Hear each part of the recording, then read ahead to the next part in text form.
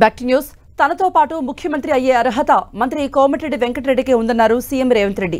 Komatireddy brothers నిజమైన పోరాట యోధులంటూ కొనియాడారు. పార్టీలో కష్టపడుతూ ఈ స్థాయికి చేరుకున్నారన్నారు. బీఆర్ఎస్ కు ఒక్క సీట్ వచ్చినా మోదీకి మద్దతిస్తారని సీఎం రేవంత్ రెడ్డి ఆరోపించారు. మోదీతో కలిసి కేసీఆర్ తెలంగాణను బొందలగడ్డగా మార్చారంటూ మండిపడ్డారు. కాంగ్రెస్ ప్రభుత్వాన్ని పడగొట్టేందుకు కుట్రలు చేస్తున్నారంటూ విమర్శించారు.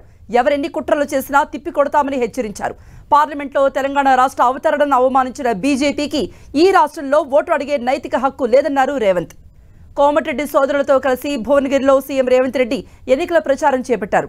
చామల కిరణ్ కుమార్ రెడ్డికి మద్దతుగా రోడ్ షో నిర్వహించారు. అనంతరం బస్టాండ్ చౌరస్తాలో నిర్వహించిన కార్నర్ మీటింగ్లో బీజేపీ, బీఆర్ఎస్ ప్రభుత్వాల తీరుపై తీవ్ర విమర్శలు చేశారు సీఎం రేవంత్ రెడ్డి.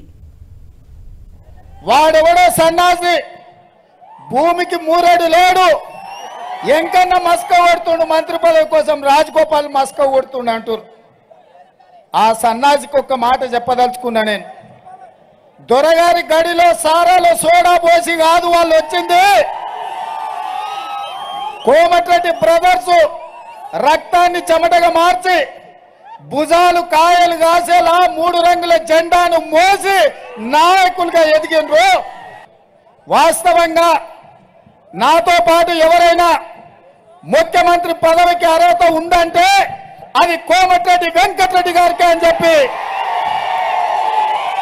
నేను మనస్ఫూర్తిగా చెప్తున్నా. బీఆర్ఎస్ను బీజేపీని బొందబెట్టాలి. బీఆర్ఎస్ కు ఒక్క సీట్ ఏమన్నా వచ్చినా ఢిల్లీకి పోయి మోడీకే తాకట్టు పెడతాడు. గత 10 సంవత్సరాలలో ఏ అవకాశం వచ్చినా, ఏ బిల్లు పెట్టినా బీఆర్ఎస్ బీజేపీలకే మద్దతు పలికింది.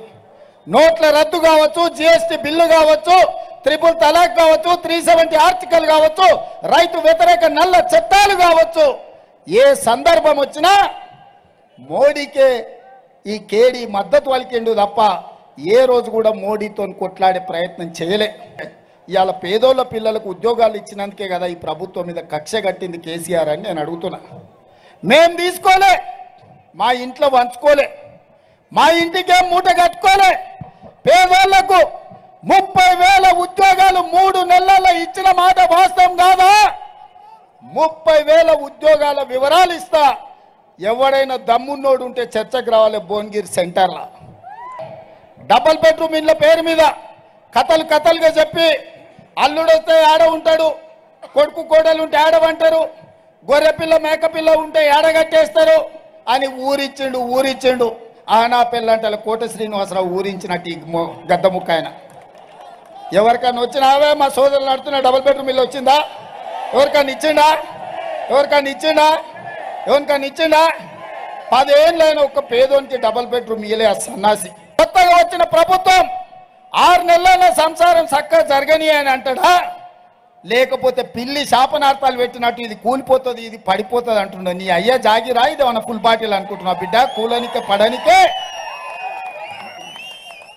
లాగులో తొండలిడిచి కొట్టిపిస్తా మా నల్లగొండ సోదరులతోటి బిడ్డ నువ్వు అనుకుంటున్నావు. ఈడెవడు అల్లటప్పుడు లేడు. అవుతుంది బిడ్డ నీకు పెళ్లి మల్లమల్లగిన ఇట్లా మాట్లాడినావు అంటే. మా రాష్ట్రాన్ని అవమానించిన నువ్వు మా రాష్ట్రంలో ఓట్లు అడగనికే నీకు అర్హత ఉందా అని మోడీని అడుగుతున్నానే.